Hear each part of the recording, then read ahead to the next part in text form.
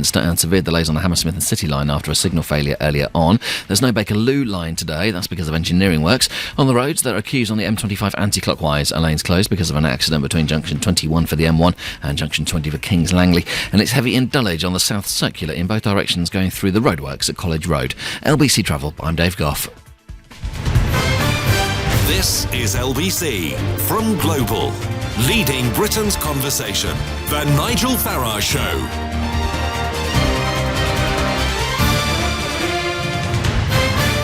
Good morning, everybody. I'm back here in London.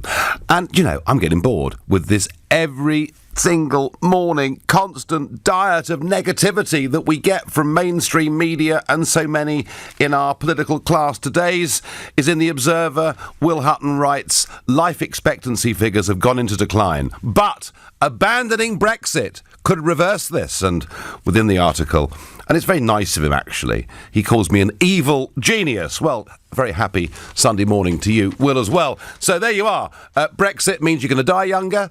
Brexit means there could be huge pandemics. There is, and we heard earlier on this morning, people telling us on LBC that there's huge demand now to reverse Brexit, to stop Brexit. It's all going wrong.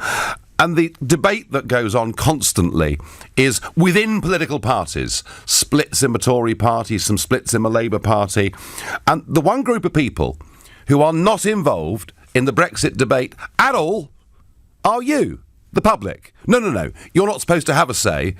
Leave it to your betters. Leave it to those who are much cleverer than you and understand what you need in your life. In fact, the only time since the Brexit referendum on 23rd of June 16 that you've been consulted was in a general election in which both the Labour and Conservative parties told you, vote for us and we'll leave the single market, we'll take back control of our borders, and we know now, of course, a year on, that simply wasn't true. They were fibbing to us because they wanted us to vote for them. Well, I have a hunch, I really do have a hunch, that if the public were given any sort of lead on this, if the public were given the opportunity to express their opinion, then our politicians might just be in for the shock of their lives. Well, lo and behold, I turned to the centre page this morning of The Sun on Sunday and saw a very, very powerful piece of polling. So just before I came on air, I spoke to The Sun on Sunday's political editor, David Wooding, and I asked him, how is it that Brexit voters in the country are really feeling at the moment? We ask quite a lot of questions on Brexit, Nigel, because there's been so many people suggesting that people are having buyer's remorse and that they want a second referendum. And so we dug down into it and asked a little bit more deeply and found that actually attitudes are hardening. 62% of people in our Delta poll don't want to, they haven't changed their mind. In fact, they're far more intent on believing what they believe in. Okay, that's both sides. But the people who have changed their mind, there's only 11% of leavers have changed their mind. But crucially, the people who are changing their mind most are Remainers. 15% of them have changed their minds. Now, I got my little fact pack out and a pen and did a little few maths, and it works out that there's about 2.4 million Remainers in an election would vote Leave now, as opposed to about 1.9 leavers who might vote Remain. So if there was a second referendum, there's no doubt it could possibly go the other way. It could be even stronger in favour of Leave. What is the key reason, David, that Remainers are now saying no, Brexit's the right thing? Well, there's no great explanation for that, but I would suggest one of the reasons is we were always told that the European Union isn't ruling our lives as much as we think. And what's become clear as we've tried to disentangle ourselves from the grip of Brussels is that, in fact, it's far more entrenched and deep-rooted into our lives than we ever thought in the first place.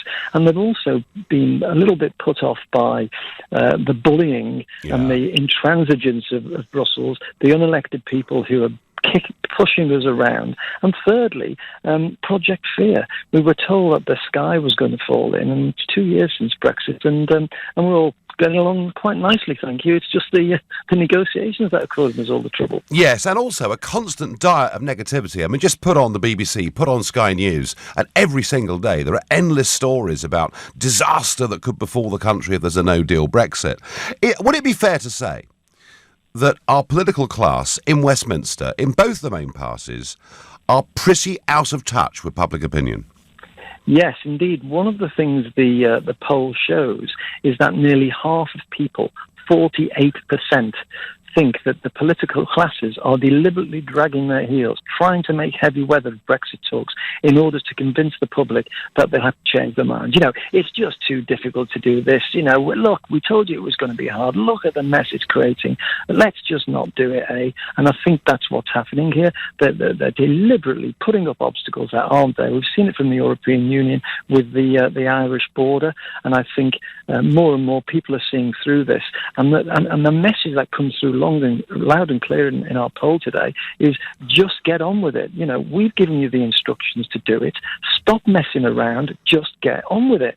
David, as you probably know, I'm about to go back on the road and do some public rallies and get a battle bus going. I think from this I might get quite a good reception.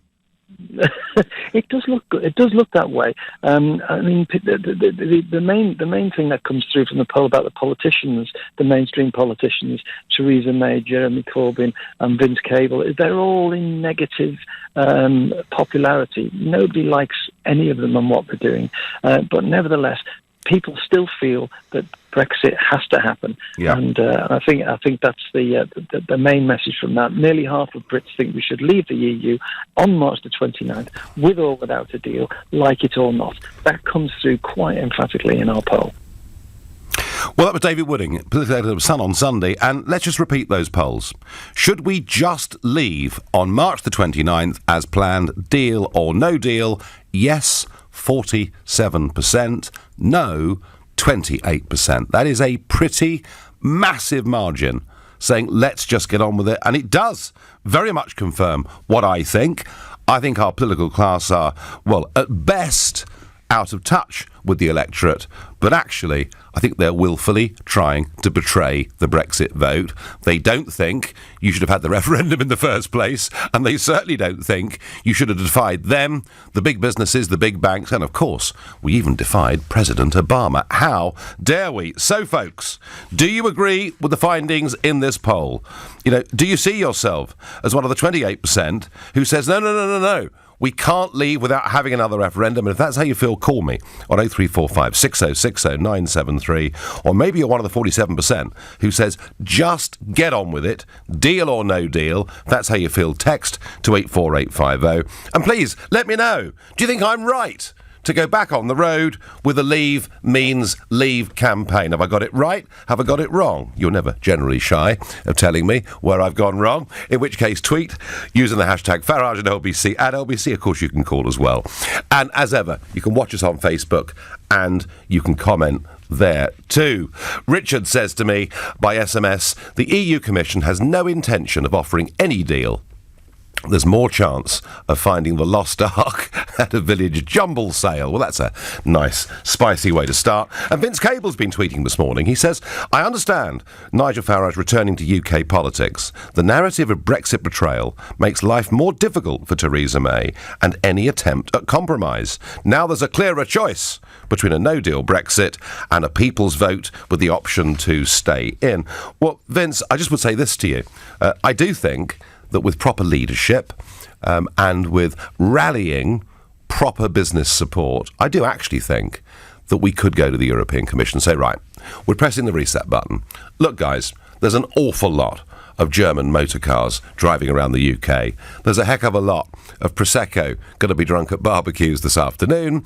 We are buying from you £80 billion worth of goods more every year than the other way round, and we'd be quite happy with a Canada-style trade deal with you, which of course would mean no open borders, no financial contributions.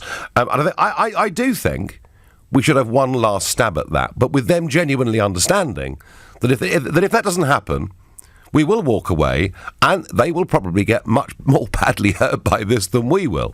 So I think there is a good motive for saying let's try and do that deal. But if not, we'll have a World Trade Organization deal.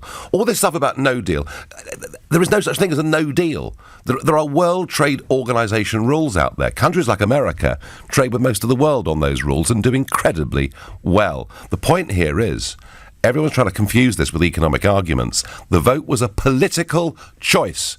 We voted leave. I feel, do you know something? I feel more strongly about this now than I did at the time of the referendum back in June 2016, and that's because of the way the politicians have behaved. It's despicable, in my view. Tell me I'm right, tell me I'm wrong. Liam in Liverpool, good morning. Good morning, Nigel. How are you? I am well. So how do you see all of this, Liam? I mean, do you accept the findings of this poll, that there are a very big margin of people just want us to leave? To be honest, mate, I don't. I find that number to be... I believe that number to be much lower. First of all, can I just say I'm glad that you are stepping back into politics and putting your face out there, because I think you were the face of Leave for a lot of people when they were voting during the referendum. Mm-hmm. So I am glad to see you back, and glad to see somebody passionate enough to actually take a stand. Basically, from my perspective, I'm 20 years old. I was 19 when I voted. The first time I ever voted, and I did vote to Remain. I've done my research. I wasn't going to leave. Just speak into that mouthpiece a little bit more clearly, Liam. I do apologise. That's it. Right, I've got you. Keep still. So the last I got is you were 19. It was your first vote, and you voted Remain. Yeah. Yes, I did. Like I said, I wasn't very much interested in politics, but I sat down with my grandparents. Yeah. Important it was for my future. So I've done a bit of research, weighed up the pros and cons from what I saw from my perspective, and I decided to Remain. Obviously, is exhausting. Liam, I keep losing it. We're going to try and get you on a landline. You're listening to the Sunday edition of the Nigel Farage Show, exclusively on LBC. We'll wait to hear what Liam has to say. It's now 10:15. This is LBC. Last year in England, more than 250,000 workplaces took on an apprentice. I'm here with Oliver Mangham from Fairfield Control Systems to find out how apprenticeships have benefited their business. We had a skills shortage and we had to come up with a creative way of finding more engineers. The benefits of apprenticeships are massive, just from the boost in morale, the retention rate, and the skills they bring into your business. And without the apprentices, we just won't be able to achieve our goals. For me, it's a no-brainer. To find out how apprenticeships can work for your business, phone 08000 150 600 for free advice. Or search Hire an Apprentice. Save 10p a litre on fuel when you spend £60 at Tesco. A shopping trip to help your day trip. Tesco. Every little helps. Qualifying spend exclusions apply. Ends 26th of the 8th. Full T's and C's apply. Meanwhile, in the Incredibles household, the end of summer doesn't mean the end of fun for Dash. Especially with Superfast Sky Fibre Unlimited for £25 a month, including line rental. It's on an 18-month contract with set-up fees from $9.95. And it's super fast, perfect for streaming. It's almost as fast as Dash. Search Sky Broadband. Disney Pixar Incredibles 2 in cinemas now. Fibre areas only. New contract $38.99 after 18 months. Terms apply. Since our first car hit the road in 1898, Renault has always used the latest innovations to make driving more enjoyable. And for our 120th anniversary, we're going to make things just that little bit easier by giving you £500 off the list price. Come and celebrate 120 years with us. Visit your nearest Renault dealer between the 17th and 27th of August for an extra £500 off your new Renault. Test drive and order by October 1st and register by December 31st, 2018. Excludes Zoe and Renault Sport. Retail customers only at participating dealers. T's and C's apply. Visit Renault.co.uk/drive. The Mail on Sunday is Britain's best read Sunday paper with 3 superb supplements. There's You, Britain's best loved women's magazine. There's Event, our indispensable TV guide. And Inside Life, our lifestyle supplement. Don't miss Chris Evans' fantastic guide to the best family cars on the market. Plus, claim a car phone holder worth $19.99. The must-have gadget to help keep your family safe on the road. Only with this weekend's Mail on Sunday. Terms apply. Online access, My Mail membership and 1,350 Nectar points required. Limited to availability. Would you and your business benefit from a personal approach from your accountant? At Barnes Rofe, of course, our partners have the technical skills needed to offer you first-class audit, tax and accounting advice. But most importantly, we'll work closely with you to help your business grow long-term. Perhaps it's time to see what we can do for you. Arrange your free consultation at barnesrofe.com. Barnes Rofe, clever accountants for business. The Nigel Farage Show on LBC. Call 0345 6060 973. Well, earlier on this morning on LBC with Ian Payne, Tom Baldwin from the People's Vote campaign, a former Blair advisor, was telling us that he sees a significant shift happening in the country, and that is why their campaign has just received a £1 million donation from Julian Dunkerton, a multi-millionaire, and they're going to spend money on polling to drill down and to examine why people think it's all going to be a disaster. Mr. Dunkerton believes there is a shift going on in the country. Mr. Dunkerton, I'm very pleased to be able to tell you that you're absolutely right. There is a shift. As we've just learned from David Wooding's figures, with the Sun on Sunday poll, there are something like 2.4 million people who voted Remain, believing it was the right thing to do, who have now changed their mind and would vote to leave. And I honestly believe one of the reasons behind this is just the sheer behaviour of the Barniers, the Verhofstadts, the Junckers. You know, the commissioners like Barnier, unelected, unremovable, dictating, humiliating a British Prime Minister throughout these negotiations. And I think people see that and think, this is a pretty anti-democratic, authoritarian, unpleasant club. Is it any wonder that Italy now has a Eurosceptic government? Is it any wonder that in the elections to take place on the 9th of September in Sweden, the Eurosceptic party may well win that election? So I think that's what the shift is. I think our politicians don't understand it, they don't get it. And one of my reasons for going out around the country is I want to teach these politicians a lesson they'll never forget. You should not betray the British public when they voted in a referendum. Right, we have a full switchboard. Let's get moving. Rita is a first-time caller from Westminster. Good morning, Rita. Good morning. So how do you feel, Rita? Are you one of the 47% who just says, let's get on with it and leave, or one of the 28% who thinks maybe we need to have another vote? Well, first of all, Nigel, can I say thank you so much for returning actively to the debate, i.e. planning to go on vote, which I think is fantastic. Well, that's kind of you. Yes, I am one of the 47% who thinks we should leave. Unlike you, I don't even think we should give them any more chance to negotiate. I think we should walk out and move forward. We have India, China, Australia, New Zealand, Japan, America, countries who are willing to do, in fact, they're waiting to do deals with us. We're only wasting time with these people who are never going to see our point of view. Rita, you're probably right. I've always been just too reasonable in everything I've done in politics. I should be a bit more decisive. Now, all I'm saying is, Rita, that from the start of these negotiations, the one thing Barnier has known is that Mrs May was never going to walk out. Never going to walk out. I think if you press the reset button and go and say, no, actually, we really are going to go, I wonder whether that might bear some fruit. But you may be right. We're 2 years on from this. And when you hear, Rita, when you hear the British Medical Association telling you that if there's no deal, I mean, there could be a huge pandemic in this country. I mean, doesn't that worry you? Well, no, you see, I think it all goes back to exactly what we do now. We are propping up a community of people, European community, we're propping them up. They're going to self-destruct within the next 5 to 10 years anyway. The money that we're injecting into this undemocratic organisation should now be spent on the NHS, on our police, on our education, areas in which we are failing and falling behind. Yeah, well, I have to say, Rita, just looking at you live in London, just looking at the explosion of knife crime, and by the way, it's not happening just in London, but I think the argument for more bobbies on the beat, just generally rising crime across this country, I think those arguments are very, very powerful.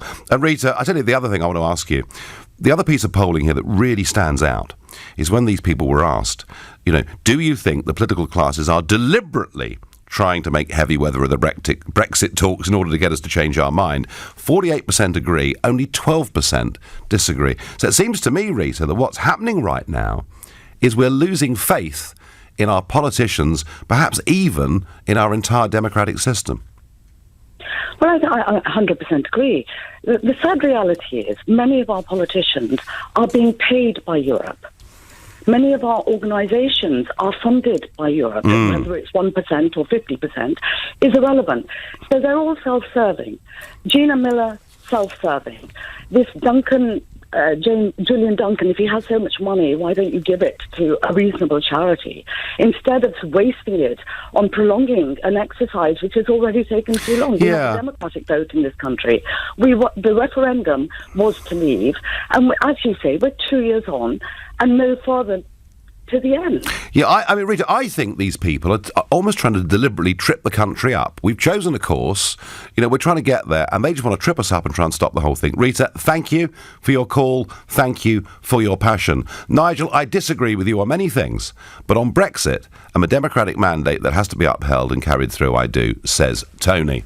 Well, Tony, this is actually about more than just whether we voted to leave or remain. It's actually about trust. We were told, were we not, by Mr. Cameron and others, we were told clearly, you decide and we will carry out your will. And that is simply not happening. Morning, Nige. I drive a cab. The number one Brexit comment I hear is former reluctant Remainers who would now vote to leave. Funny how my world is so different when I turn on the BBC, Sky Channel 4, etc. The politicians could not be more out of touch with reality. Keith, I often think London cabbies have a pretty good sense of where the public are thinking. Let's go to Chris, who's calling from Richmond. Chris, good morning. Good morning. A couple of points I wanted to make to you, Nigel. Regarding the NHS, I don't know if I was interested to read a Twitter conversation with someone called Rachel Clark yesterday. You described the BMA as disgraceful, and then she made some rather interesting points about the fact that there's been a massive drop in the number of nurses coming to this country. I noticed you didn't choose to reply to that, Nigel. I wonder why that was. Well, I had about 20,000 messages yesterday, Chris. It was rather a busy day. You might not be surprised to hear. And also, let me just say something.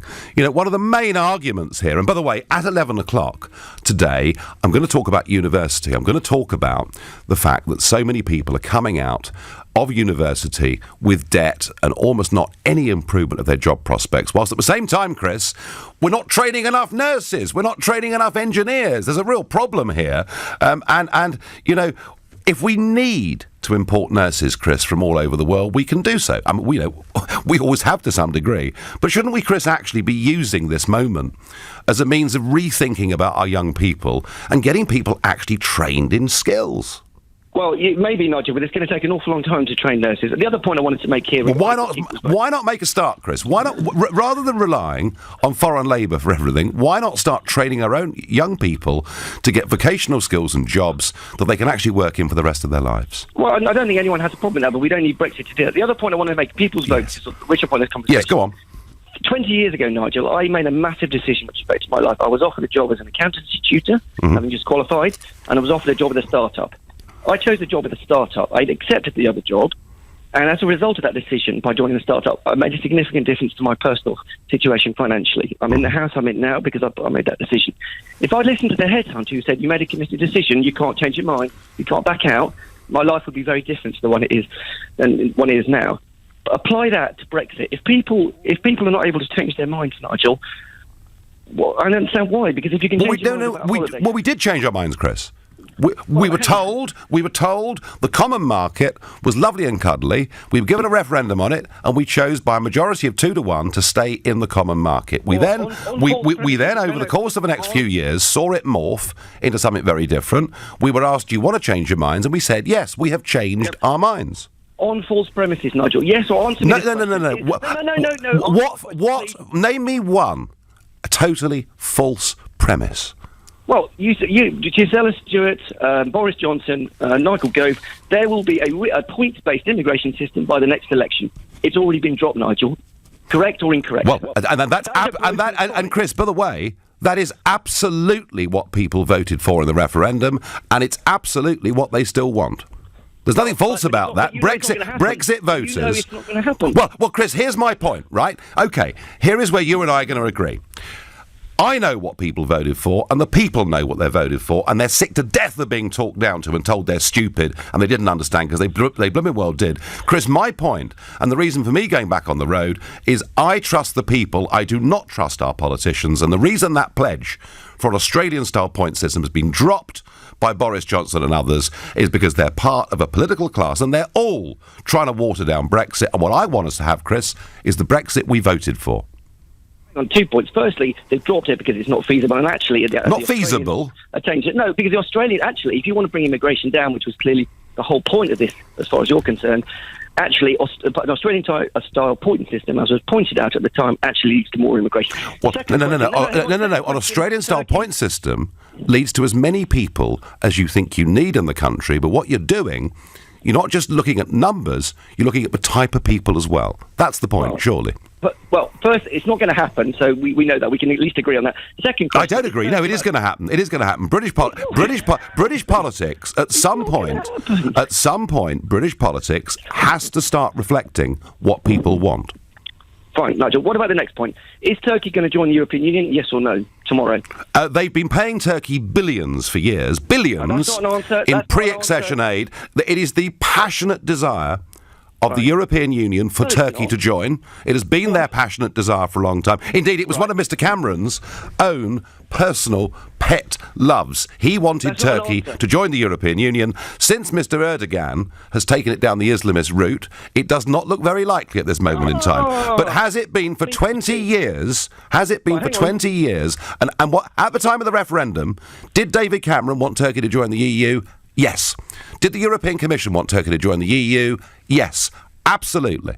There's 27 other countries involved, and certainly a lot of them. So you have just admitted on live radio that it is unlikely that Turkey is going to join the European Union. In the short term, because of what's happened with its government. But Chris, how many of the conditions have they met? I think it's about 28 or 30. How many of those conditions have been met as of today, Nigel? You should know. Well, the problem, Chris, is that whatever chapters were agreed are now subject to debate because there are serious human rights concerns about what Erdogan is doing. But is the European Union an expansionist bloc? Does it want the Ukraine to join? Of course it does. Does it want Turkey to join? Of course it does. It's an empire. The European Union is a political empire that seeks expansion. Can we agree on that? Well, only for the right people. But the point is, you never said... Do you agree that it's an expansionist organisation? Yeah, but only under certain conditions. Turkey has been trying to join the European Union for about 35 years, Nigel. 35 years. I think 1961 they first started discussing it. But the point is the British government wanted Turkey to join, therefore it was a legitimate debate about EU enlargement. Chris, do you accept the Sun's findings that a very big majority wants us just to leave rather than have a people's vote? Well, there's polls on everything. There's another poll saying complete opposite this morning, that more people prefer the idea of a people's vote than before. You still haven't answered my point. Years ago, I made a life-changing decision, and I was allowed to change my mind. If I'd taken your approach, that headhunter would have committed me and said, "You know what, Chris, you can't change your mind about that job. You've got to take it." Chris, we changed our minds. We changed our minds. We had 40 years of the entire political establishment saying the referendum in 1975 was the be-all and end-all. We were given the chance. We have changed our minds. You're listening to the Sunday edition of the Nigel Farage Show, exclusively on LBC. It's now 10:31 and time for the news with Philip Chrysikos. An earthquake has jolted the Indonesian island of Lombok, causing landslides and damaging buildings. With a magnitude of 6.3, it comes a fortnight after another killed 460 people. Separately, an earthquake with a magnitude of 8.2 has struck Fiji. In both cases, there are no reports of injuries. A 29-year-old man will go before Westminster magistrates tomorrow after allegedly driving a car into people outside the Houses of Parliament. Sailor Haita from Birmingham faces 2 charges of attempted murder. The Brexit secretary will travel to Brussels on Tuesday in the hope he can speed up Brexit talks with the European Union's chief negotiator. Separately, Downing Street says there won't be another referendum after the co-founder of clothing label Superdry made a £1 million donation to the People's Vote campaign. LBC weather: heavy rain clearing northern England and southern and eastern Scotland later this morning. Cloudy elsewhere with sunshine developing through the afternoon, including in the northwest of Scotland, a high of 25 degrees. LBC travel on the rails. There are no trains in or out of Euston Mainline Station until tomorrow morning. It's because of major engineering works that continue today. On the Tube, there are severe delays on the Hammersmith and City line between Edgware Road and Hammersmith, and severe delays on the District line between Tower Hill and Upminster. It's because of signal failures earlier on. There's no Bakerloo line all day because of engineering works. On the roads, there are queues on the M25 going anti-clockwise. A lane's closed because of an accident between junction 21 for the M1 and junction 20 for Kings Langley. And in Bermondsey, Tower Bridge Road is partially blocked in both directions. It's because of trees fallen in the road at Abbey Street. LBC Travel, I'm Dave Goff. This is LBC. It's never been more important to know your Times. So stay well informed with a subscription to The Times and The Sunday Times and get the stories that matter. Subscribe from just £3 a week for newspapers or digital access, plus offers, events and competitions with Times Plus. Terms and conditions apply. Available to new subscribers only.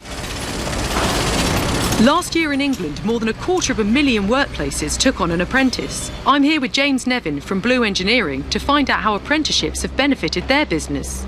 As a young business in a competitive industry, it's not always easy to find the right talent. I first started looking into apprenticeships when the business pretty much started. Apprentices bring new ideas and their own creativity to the business, which we found gives us a real competitive edge. Once they're up and running, they really are a powerful force within a company. To find out how apprenticeships can work for your business, phone 08000 150 600 for free advice or search Hire an Apprentice. Meanwhile, in the Incredibles household, the end of summer doesn't mean the end of fun for Dash. Especially with superfast Sky Fibre Unlimited for £25 a month, including line rental. It's on an 18-month contract with set-up fees from $9.95. And it's super fast, perfect for streaming. It's almost as fast as Dash. Search Sky Broadband. Disney Pixar Incredibles 2 in cinemas now. Fibre areas only. New contract $38.99 after 18 months. Terms apply. Builder Ali spent his 40-year career whistling as he worked. Then he was offered a free pension review from what he thought was a reputable firm. But it was a scammer, and his lifetime savings was stolen. Oi! Waiter! Another bottle of champers over here. Don't let a scammer enjoy your retirement. Check who you're dealing with. Visit ScamSmart from the Financial Conduct Authority. Since our first car hit the road in 1898, Renault has always used the latest innovations to make driving more enjoyable. And for our 120th anniversary, we're going to make things just that little bit easier by giving you £500 off the list price. Come and celebrate 120 years with us. Visit your nearest Renault dealer between the 17th and 27th of August for an extra £500 off your new Renault. Test drive and order by October 1st and register by December 31st, 2018. Excludes Zoe and Renault Sport. Retail customers only at participating dealers. T's and C's apply. Visit Renault.co.uk/drive. Are estate agents revolting? At eMove we are really revolting. We're revolting and revolutionising to create an easier and fairer way to sell your home. We're calling it an e-movement, combining the benefits and savings of online with real dedicated property experts at every step of your sale. Revolt with us. Join the e-movement. Visit emove.co.uk. Rated the UK's #1 hybrid estate agent on all agents. Leading Britain's conversation. LBC, The Nigel Farage Show. The political class do not want the Brexit that we voted for, but the Sun on Sunday poll shows that the public still very much do, and by a strong margin, big majority, want us to leave at 11 p.m. on March the 29th next year. Deal or no deal, they're not listening to constant Project Fear. Now, fascinatingly, political machinations.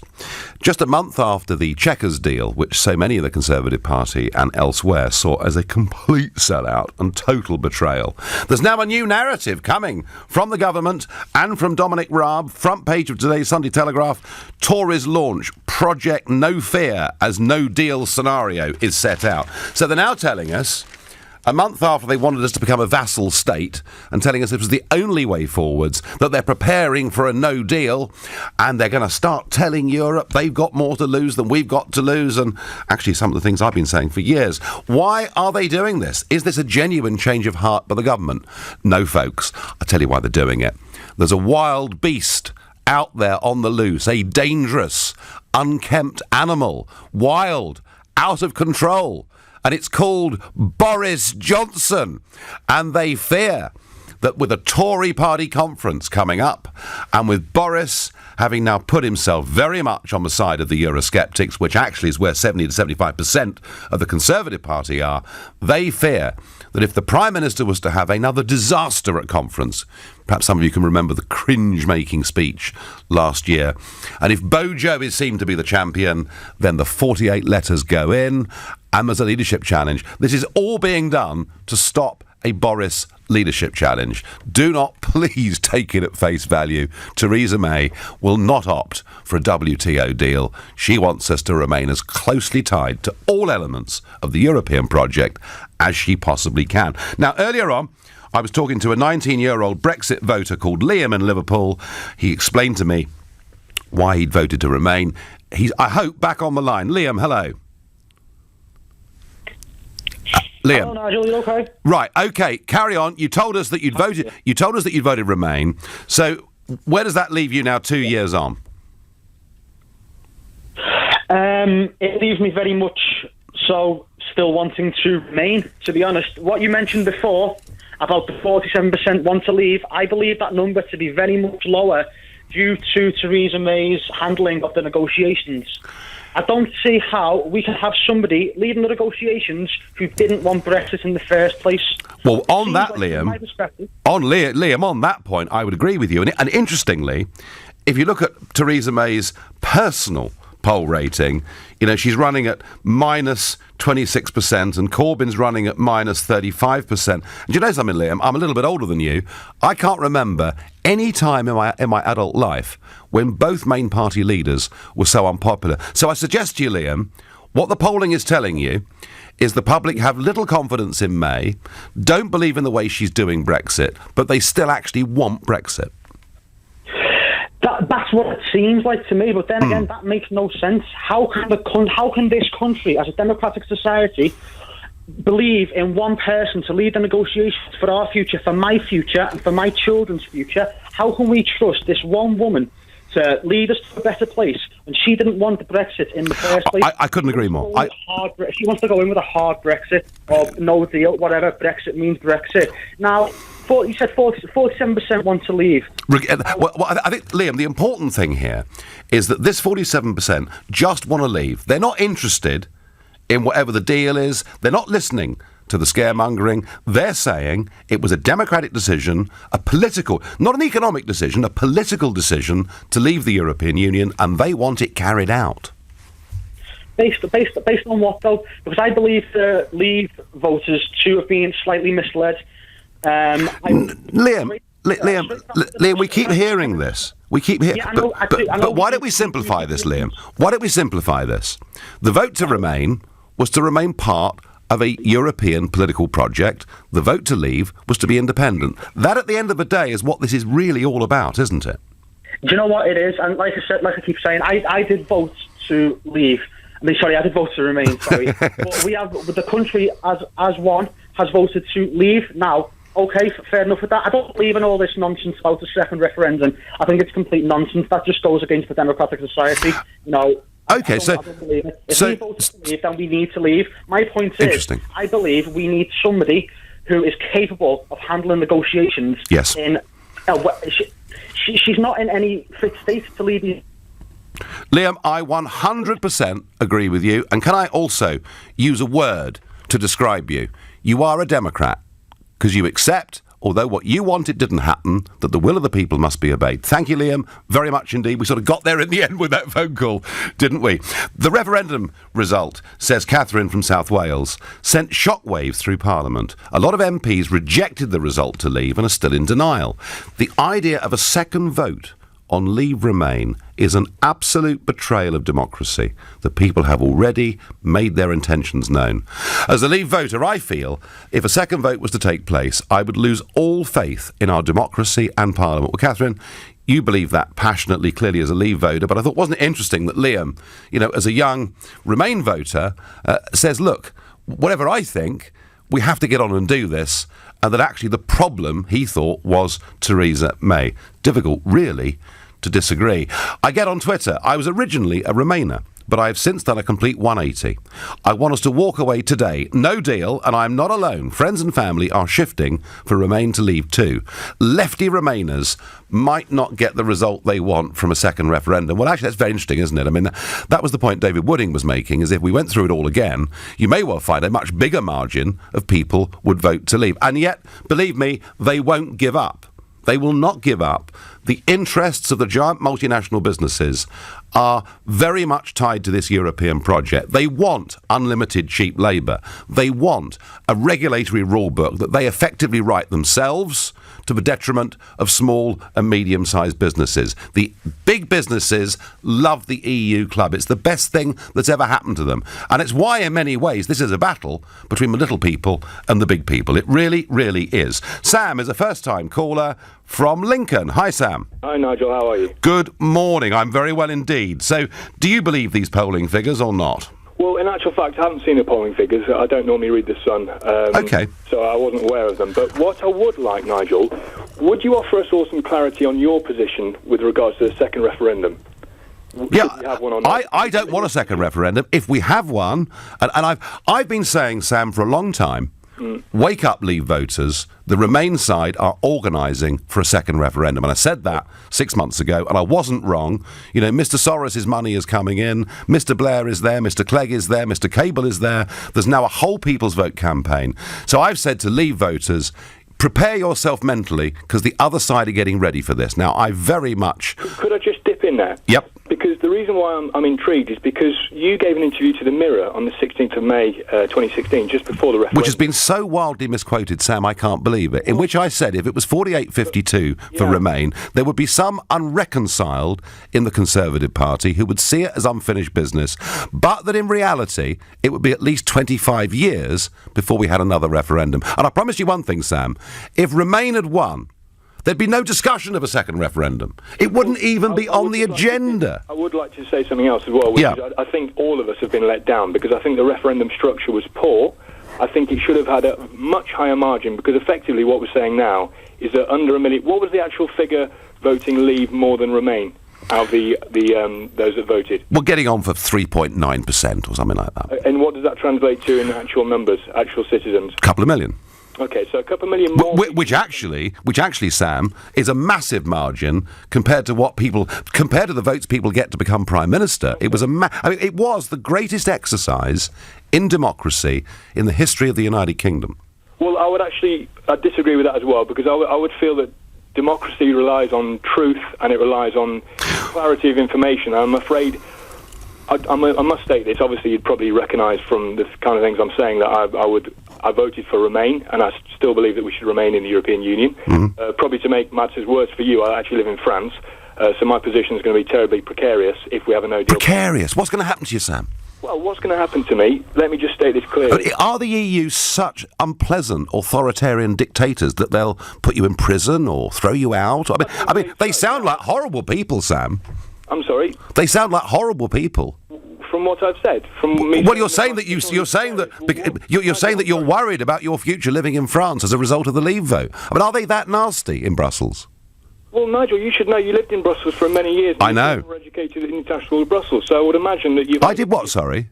I believe your children were educated in Brussels, weren't they? No, they weren't. Sam, thanks ever so much. You're listening to the Sunday edition of the Nigel Farage Show, exclusively on LBC. It's 10:46. Nick Ferrari at breakfast, weekday mornings from 7. Jeremy Corbyn did remember that he was involved in laying a wreath at that ceremony in Tunisia. Alongside him was Maher al-Tahir, Popular Front for the Liberation of Palestine, which carried out a murderous attack on a 68-year-old rabbi, Dr. Avraham Goldberg. I can speak with Brianna Goldberg. These are the people he befriends. He will lead Britain into a third world war. That's all I can tell you. Nick Ferrari at breakfast. With The Times. Be not just informed, but well informed. LBC. It's never been more important to know your times. So stay well informed with a subscription to The Times and The Sunday Times and get the stories that matter.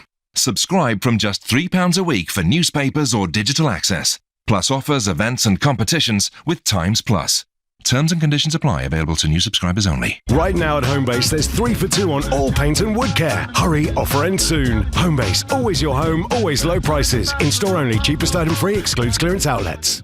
We are here every day and every night of every year. From newborn to old age. We never panic. We take a pulse, agree a plan, make a cuppa. We're doing our rounds, making our visits. We are Michelle, Adam, Alfie, Frankie, Yvonne. And at 3:49 this morning, we were Maisie too. We are the NHS and we are recruiting now. Search nursing careers.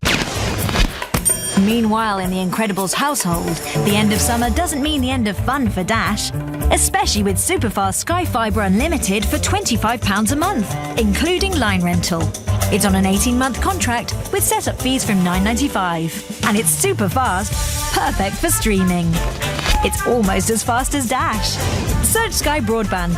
Disney Pixar Incredibles 2 in cinemas now. 5 areas only, new contract $38.99 after 18 months, terms apply.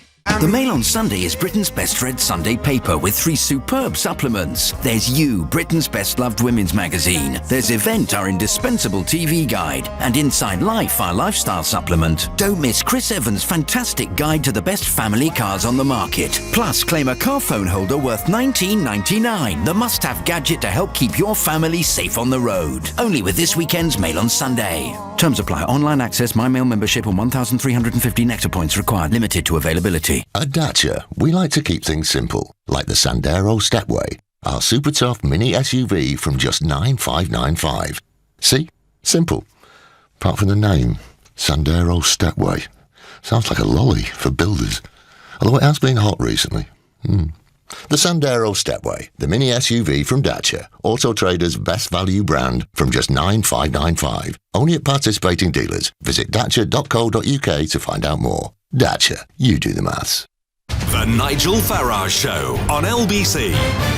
Well, there's no doubt that some Remainers are very, very passionate. They hate the referendum result. They will do anything they can to overturn it. They absolutely want a second referendum, which many of us think would be a complete betrayal of democracy. And I don't doubt it, that when some of these people call and say what they say, they mean it. However, I think we got to accept that they are very much in a minority. You know, and of course polls vary and there's margin of error and all the rest of it, but this is pretty devastating stuff, isn't it? I mean, when the Sun on Sunday poll asks people, should we just leave? No conditions, should we just leave on March 29th next year? As planned, 47% say yes, only 28% say no. That is a massive, huge, vast margin, and it's because a significant number of people who voted Remain, rather like young Liam from Liverpool, who we had on earlier, they're Democrats. They say, we've got the vote, we were promised it would be implemented, let's just get on with it. Let's go to Felix Stove and speak to Godfrey. Good morning, Godfrey. Good morning, Nigel. Yes, well, I just hope that the Sun figures are going to be played out in reality, because I feel that our political classes are betraying us. And, I do too. We said we don't want to remain, and it seems to me they're being influenced by the multinational corporations who've got a lot of money to hire lobbyists and all that kind of thing, and then we get the public service broadcasters broadcasting the big business agenda. Do you know, the remarkable thing, Godfrey, if you think about it, is the establishment Remain campaign is in full cry. It is organised, it's got its press departments, it's got its constant messaging going out. And the Leave campaign has kind of pretty much packed up. Little isolated groups all over the place. And one of the reasons I want to try and get this thing going out on the road is I think when the public start to hear the counters to what they're being told, I think that margin, Godfrey, that we've seen in the Sun on Sunday will get even bigger. And it'll mean that actually the MPs will start to become frightened of the voters in their constituencies. Well, of course, there's nothing like change his mind of MPs being frightened of the voters in their constituencies. Yes, that's right. They might not get elected. It does concentrate the mind ever so slightly, Godfrey. They might have to get a proper job. I'm not sure half of them could. So, no, I'll tell you, I actually thank you. I mean, I always knew before I voted Leave that the EU organisation was undemocratic, but listening to you, you keep coming up with things that I didn't know that are even more undemocratic than I really thought it was. I mean, the one thing, I do understand, Godfrey. I mean, people say to me, Mrs. May's making a mess of it. I can agree with that. But I still fail to understand, you know, other than it's the status quo, I still fail to understand what it is about a system of government where unelected bureaucrats are the most powerful people in the system and have the sole right to make law. I still find it hard to believe, Godfrey, that anyone can think that's a good form of government. Yes, well, I'll say I'm old enough to have been around and eligible to vote before the first EU referendum, and my reply to all this fear, uncertainty and doubt, well, we managed all right before there was an EU, why shouldn't we be all right again? And the other thing is, I know a lot of people, a lot of presenters on LBC poo-poo it. I'm afraid I want my sovereignty back. Well, Godfrey, yes, I mean, isn't that almost one of the most basic things that human beings have wanted, for all time, is the ability to have some say directly over their own future. Godfrey, I thank you. Tracy says, we had the vote. Another shouldn't be on the cards. We should at least have our first decision respected before another vote. That's the Jacob Rees-Mogg line. Jacob supports a second referendum in 20 to 30 years' time. On Twitter, I voted leave to leave the EU, 100% leave. I wasn't misled by you, Boris, Trump, or even Putin. That's very, very good. How would Remainers feel if they had won and the government tried to overturn their decision? Marion, in Jarrow, I promise you, if Remain had won by one vote, there would be no public discourse, no debate about a second referendum whatsoever, because what you'd have is a parliament that overwhelmingly supported that victory by one vote. The basic problem here, folks, it's simple. The people have one view, and our politicians and their big business supporters have another. That is at the heart of all of this. That's certainly what I think, anyway. What does Anna in Worcester make of all of this? Good morning, Anna. First and foremost, I want to say I actually voted to leave. Right. And I haven't changed my opinion. Right. This is a problem I have. I've been listening avidly to the Brexit committee, and here's where the problem is. We cannot leave based on what we agreed in December. It puts us in a loop. What it's saying is, if nothing is agreed, one is not conditional on the other. If nothing is agreed, then we go round in a loop, and we're in a reverse customs position. I think, Anna, just to explain more broadly, I think, Anna, you're referring to this backstop that Mrs. May... Yeah. Now, when she did that, Anna, I was saying this is a complete sellout, it's a complete betrayal, and I was on my own. Virtually nobody else joined me. Everybody in the Conservative Party said, oh, well, we'll just have to go along with it for the sake of party unity.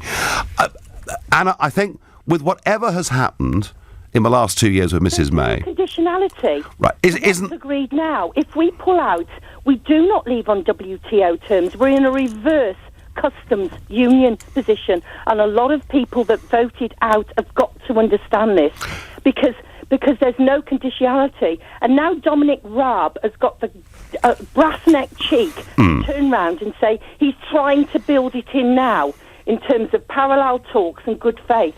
Well, a civil servant has said in international treaties where you don't agree, you have to stick by what the other side said. That's never been done before, and that is what Theresa May has done.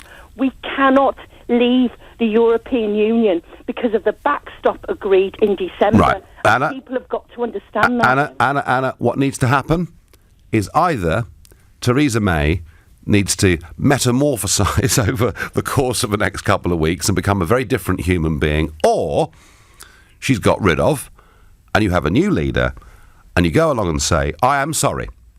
I'm really sorry. Let's apologise to Monsieur Barnier. I'm sorry. We've been wasting your time for the last 2 years. We've been playing your appeasement game. We've decided to press the reset button. Let's forget everything that's been talked about. It's not getting any of us anywhere, and let's start again. Anna, that's the only way forward with this.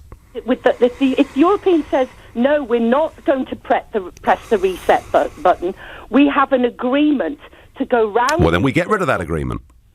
How do we do that, Nigel? Well, we vote against it. We declare we are not sticking by that agreement. That agreement was supposed to be part of a negotiation, and she went way further than she had the authority to do.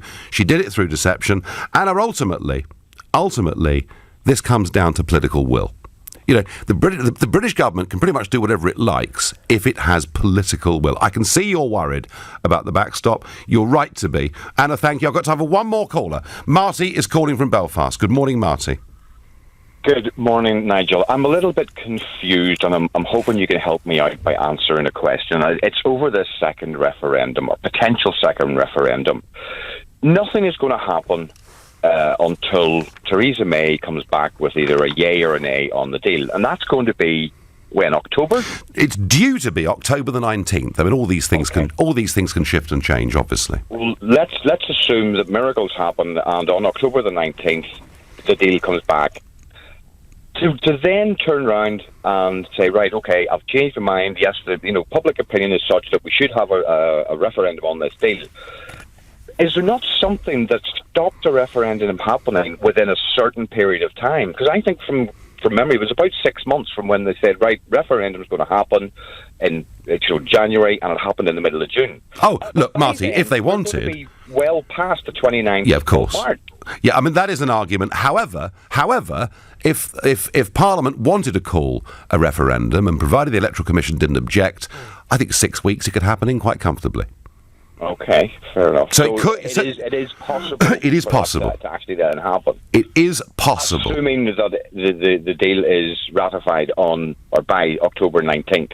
Well, I mean, the truth of it is, of course, there'll be a deal, but it won't be ratified until it goes through every other member state parliament. So there are some that say, Marty, actually, even if the second referendum has got their way, it would come after the 29th of March 19. But that's why, actually, Marty, the big project now, for those that want to remain, is not a second referendum, as they're telling you. Actually, they want to suspend Article 50, and that will be the big battleground this autumn, in my view. Thank you very much indeed. Now, some very interesting findings out this week from the Sutton Trust, revealing that the number of youngsters who now think it's worth going to university has fallen significantly over the last 5 years. Out of 11 to 16-year-olds, 75% think it's important to enter higher education to do well. In 2013, that figure was 86%. What do you think is behind the decline in students wanting to go to university? Is it simply down to cost and debt? If it is, call 0345 6060 973. Is it because there's no guarantee of a job at the end of the course anyway? If you think it's that, text to 84850. Or are you concerned about the political allegiances of some university staff? Maybe they don't want to be brainwashed, in which case tweet using the hashtag Farage and LBC at LBC, and it all starts next. On your radio, on your phone, and here. Play LBC. Leading Britain's conversation. This is LBC. From Global's newsroom at 11 o'clock, almost 1 million people are homeless, while more than 350 others have died in the worst flooding in a century in the Indian state of Kerala. Around 1.5 million litres of drinking water have been transported by train to the most affected areas. Correspondent Neville Lazarus is with aid workers working around the clock in Kerala. Yesterday we were down in some of the worst areas and we saw houses which were absolutely submerged, some where the water has reached almost the second floor, and it has to be said it's absolutely overwhelming, the waters around this place. A 29-year-old man has been charged with 2 counts of attempted murder after a car struck people outside the Houses of Parliament. 3 people were injured last Tuesday morning. Saleh Hatta from Birmingham will go before Westminster magistrates tomorrow. Another earthquake has struck off the island of Lombok a fortnight after another killed 460 people. Officials in Indonesia say this latest had a magnitude of 6.3. There are no reports of injuries. Husni from the Indonesian Red Cross has told LBC they're trying to reach people trapped. Our mobile health teams were on the ground trying to reach more remote communities, but they were stopped by the aftershocks. They had to actually calm down communities a little bit. Separately, an earthquake with a magnitude of 8.2 has struck Fiji. As with Lombok, there are no reports of injuries. It's claimed 10 British ships sunk during the Second World War have been plundered for scrap metal by Chinese pirates. An investigation by the Mail on Sunday suggests the wreckages, which are designated as war graves, are the final resting place for as many as 1,000 sailors. The Defence Secretary Gavin Williamson is demanding an investigation. The People's Vote campaign for another Brexit referendum is gaining momentum with £1 million donation. Julian Dunkerton, one of the co-founders of the fashion label Superdry, says he's supporting the group with his money. But Robert Olds from the Bruges group of pro-Brexit associations has told LBC Remainers are sore losers. The last vote that we had, they did already have a say from this People's Vote backed by multi-millionaires in the UK and multi-millionaires that live abroad. This is not a people's vote. This is an attempt by the Uber establishment to overturn the original people's vote, the referendum that we had now over 2 years ago. There's a warning the hottest and driest summer since 1976 has put the UK's water supply at risk. The Institution of Mechanical Engineers is warning of insufficient drought planning and is calling on a coordinated plan by the government and water companies. LBC weather, heavy rain clearing northern England and southern and eastern Scotland. Elsewhere, cloudy with sunshine developing through the afternoon, including in the northwest of Scotland, a high of 25 degrees. From Global's newsroom for LBC, I'm Philip Chrysikos. Oh, look! Tom and Mary Wainthorpe are proud to announce the engagement of their daughter, Carrie, to Gareth Shadwell. Oh. 5-door hatchback for sale. One previous owner, full... Like getting your money's worth? Try the delicious barbecue chicken BLC. Just $1.49 from the McDonald's Saver menu. From 10:30am. Price and participation may vary. LBC Travel on the rails. There are no trains in or out of Euston Mainline Station until tomorrow morning because of major engineering works that continue. There's also no service on Southern between Clapham Junction and Shepherd's Bush. That's because of a shortage of train crew. On the Tube, there are severe delays on the District Line between Tower Hill and Upminster after a signal failure earlier on. On the roads, it's heavy on the M25 anti-clockwise. There's a lane closed for barrier repairs after an accident earlier on between Junction 21 for the M1 and Junction 20 for Kings Langley. And it's very slow embarking on the A13 eastbound. There's a lane blocked on the exit slip road at Movers Lane because a van's broken down. LBC Travel, I'm Dave Goff. This is LBC from Global, leading Britain's conversation. The Nigel Farage Show.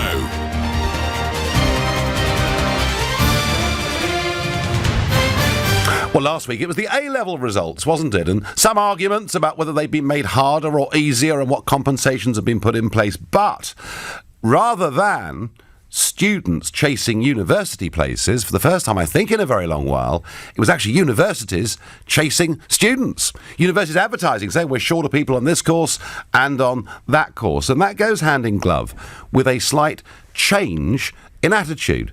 You see, just a few years ago, 11 to 16-year-olds were polled, and most of them thought, in fact, 86% of them thought that going to university was the right thing and would help them in life. That figure's now fallen to 75%, and the applications accordingly have fallen too. I have to say, I've felt strongly on this for years. It was Mr. Blair, of course, that nice Mr. Blair, who said he wanted 50% of young people to go to university. I always question the value of that. As a direct result of that, of course, we had to start charging people a lot more money, simple as. And I feel it's, for many young people, a questionable benefit. That's always been my view on it. I'm also quite worried about the politics that exists within some of these universities. But let's go to Chris McGovern, former head teacher in North London and chairman of the Campaign for Real Education. Chris, good morning to you. Good morning, Nigel. So are you surprised that fewer young people now see university as the right way forward?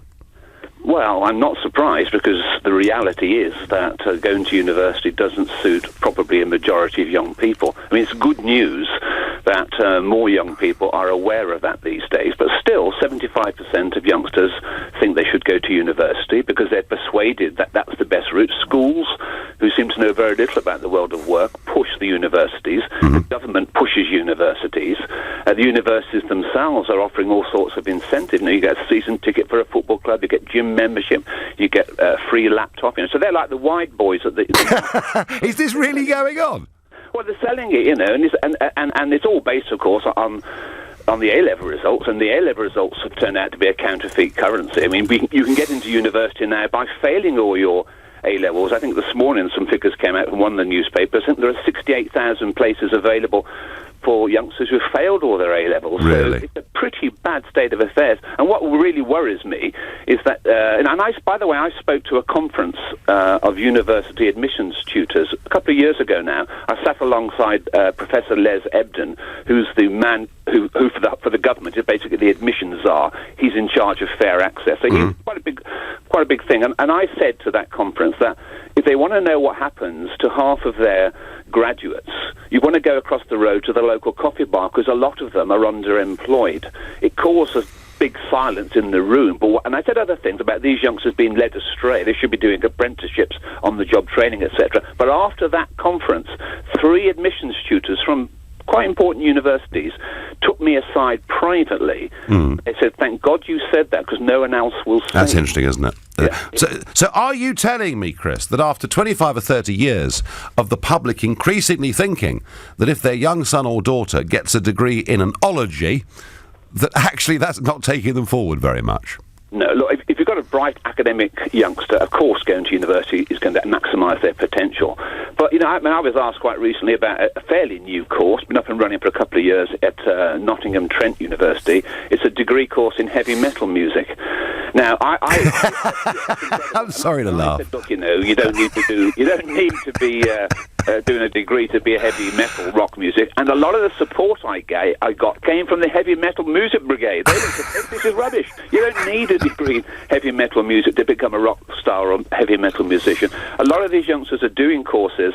They're not going to lead to employment, and they're going to lead to 50, maybe £60,000 worth of debt. And, they walk the green mile, really, to sort of unemployment or underemployment. No future, lots of debt. Now, if we sent fewer people to university, and we encourage vocational training, where, by the way, Chris, as I'm sure you know, there are massive shortages of people in this country who are qualified as engineers, nurses, and many, many other things. But if we sent fewer, could we reduce the levels of debt that people are leaving with? Yeah, and the thing is, a lot of these youngsters will never pay back their debt. I know. They're never going to get a job which is going to allow them to pay back their debt. So we're building up even more debt. At the Campaign for Real Education, we've said for some time that what we should really be doing, if we want to catch up with the most advanced economies, we should be having our GCSE exams at the age of 14. I mean, currently we're about 3 years behind the Chinese, the Singaporeans, the Japanese in our educational standards. We should have GCSE at age 14, and then we should have either an academic pathway for those going to university and a vocational pathway for those who are not necessarily academic. But we've got to get over the snobbery that somehow an academic is more important than, shall we say, a plumber or electrician. Yes. We need, in London, for example, we need bricklayers to build the houses for the housing crisis. You can earn over 100 grand as a bricklayer in London, and we're disparaging that and saying, we've got this snobbery, Chris. We've got this snobbery, haven't we, in this country, about people who want to learn trades and skills. I don't understand it. Do you, Chris? I mean, by the way, I really find a lot of what you've got to say very interesting, very, very refreshing, because we hear too little of it. Is there any prospect of any of this changing in the next few years? Well, there's a slow awakening, and to be fair to the government, they get most things wrong, but they are going to introduce what's going to be called a T level, which is going to be a technical level. But the problem is, there aren't enough high-quality apprenticeship courses available. There are apprenticeship-type degrees, but there are only 10,000. There are 300,000 other courses, so there's not enough being done, and if there's a way of getting it wrong, the government generally finds it. I mean, even this morning we had a former Secretary of State, Kenneth Baker, and I worked with him 30 years ago, so quite a long time ago now, but even he's now saying, we've gone wrong, because what we're doing, we're not catering for those children who are not necessarily academic. I mean, one of the reasons why we need immigrants in this country is because we haven't got the skilled labour. I know. If we could only educate our children into being the plumbers, the electricians, and so on, then we wouldn't need to have all the immigrants coming in to help us out. So it is a scandal. Is it going to improve? You must be joking. I've been working on this. I'm a lone voice. The reason why you don't hear many people talking like I'm talking, because if you talk like I talk in the state sector, you lose your livelihood. Happened to me some years ago. I had to move into the private sector to teach, having taught in big comprehensive. So no one will speak in the profession. They're not going to speak up, other than to say, look, everything's fine, leave it to us, we're the experts. Well, we have enough of these so-called experts, and we need to get back to some common sense. The rest of the world goes along the two pathways, vocational and academic. You go to Switzerland, they start doing that at 11, they have grammar schools. And you go to China, they just started at 14. Germans start at... Most of these successful countries are having a vocational and they're having a technical. Go to Singapore, top of the league table internationally, they have polytechnics as well as universities. We've got to have the two pathways. It should start at 14, and at 14, youngsters should be doing vocational or academic. No, it's very interesting. And Chris, finally, Toby Young has written a piece in the Mail on Sunday, a very powerful piece, saying universities, they're the madrasas of the left. And he's been talking about the sheer level of political bias, almost brainwashing, that's taking place in universities, almost suggesting, Toby Young, and he is a Tory, but almost suggesting that Tony Blair thought by sending more youngsters to PC universities there'd be more Labour voters. It's incredible, isn't it? I mean, look, I know Toby Young, who was a pupil of mine many years ago. Oh, wow. He taught nurse in Devon, and his father was a great radical education. And how was he as a pupil? He's a naughty boy. He was quite a naughty boy. And he didn't do very well. I didn't teach him very much, but he was quite a naughty boy. But anyway, I think he's a notable figure now because he speaks against the grain. Look, we have a real problem in universities. I recall only a few weeks ago doing a programme for Channel 4 television, and I was interviewed for the best part of 3 or 4 hours, and it was about statues. The big problem in university at the moment is, should you pull down these statues? They don't like Kipling, don't like Rhodes.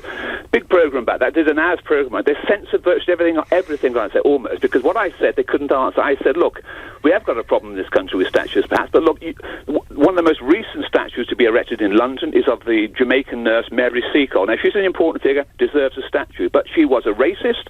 She called the Turks degenerate Arabs, worse than fleas. She was a great supporter of the British Empire, and she was quite happy to use the N-word, by the way. And I said, if you're going to present a programme about racism, you've got to look at Mary Seacole as well, because she's a hero in many ways. But she didn't have these conformist views of the 21st century. She had the same views as Cecil Rhodes. Because it was a different time. You know, only a couple of weeks ago, they painted over the Rudyard Kipling poem of the...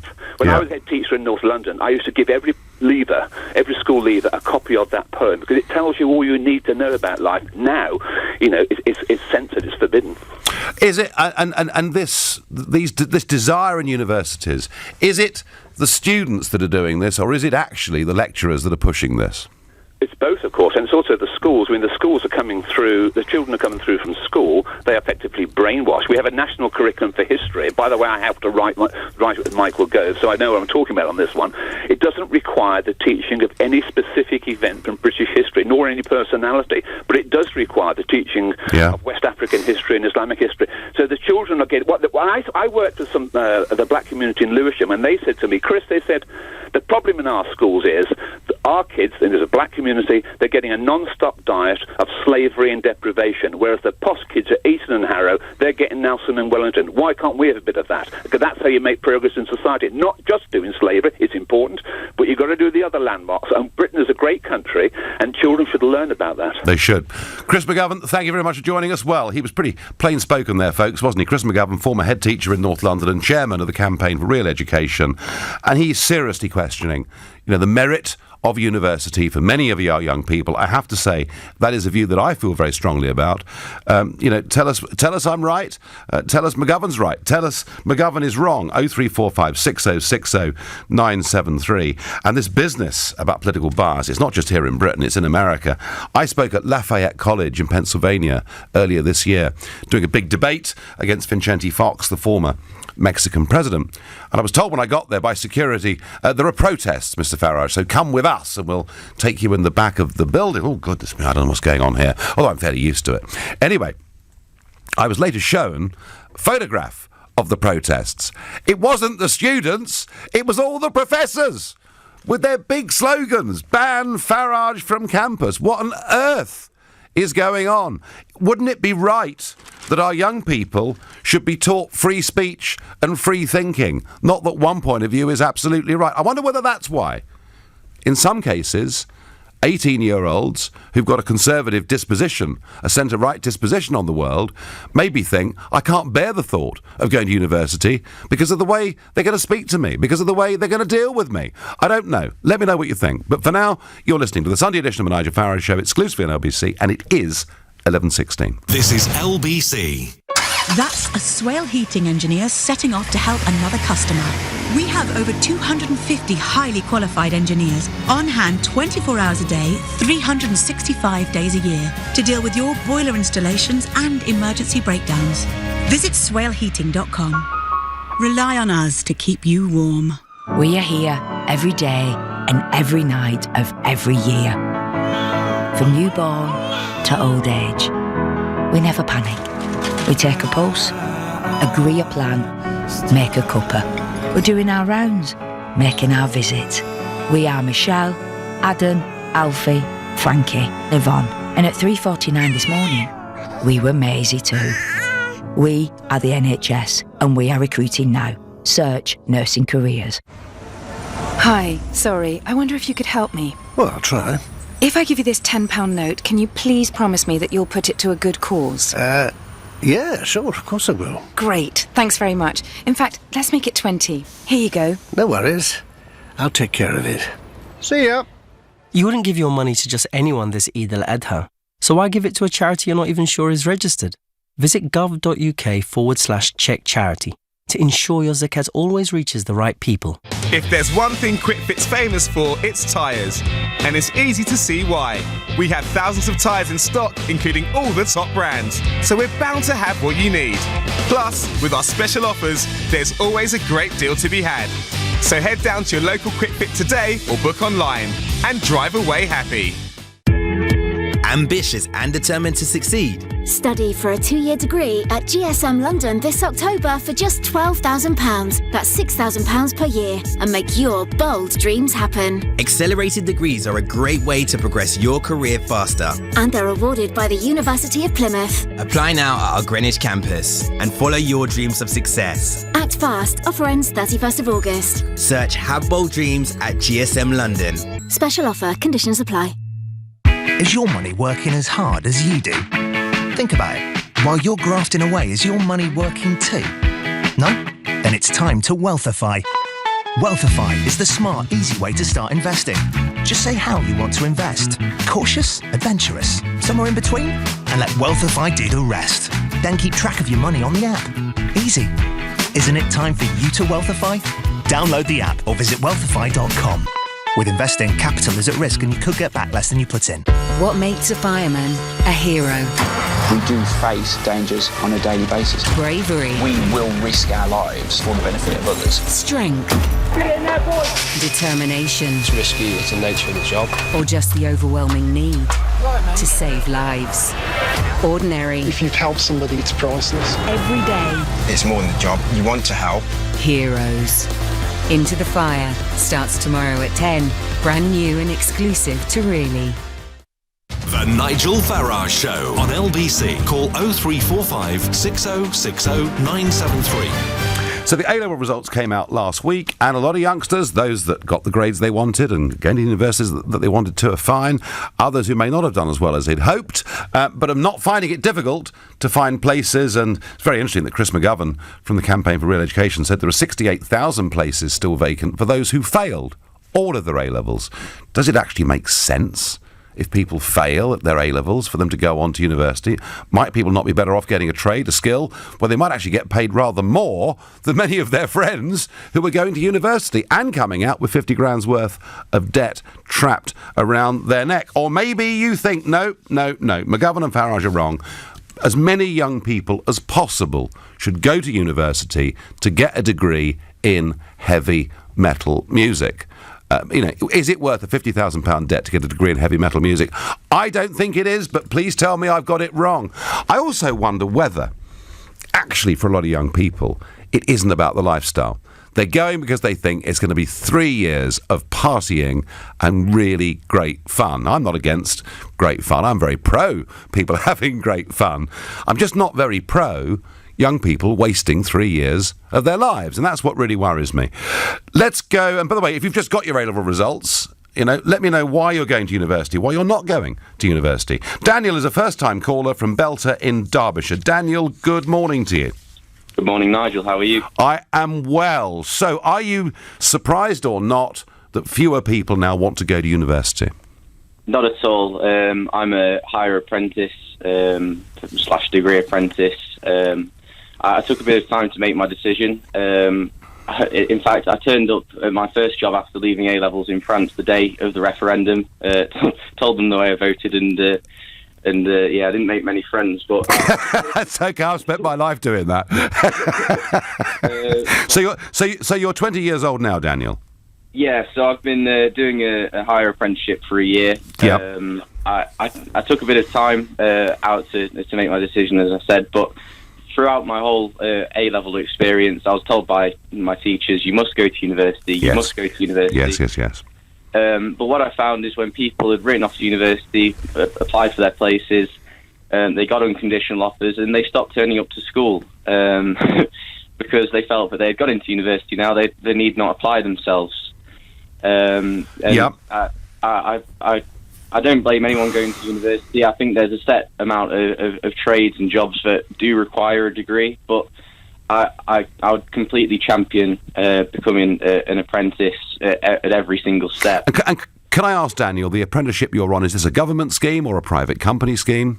It's with a private company, and from day one, I've been treated with so much respect. I've travelled the world. I get my degree. Wow. I get that part of university work and that university life and the social interaction that a lot of people would say is the preferred route for them. For their choice of university, I get a good wage for my age.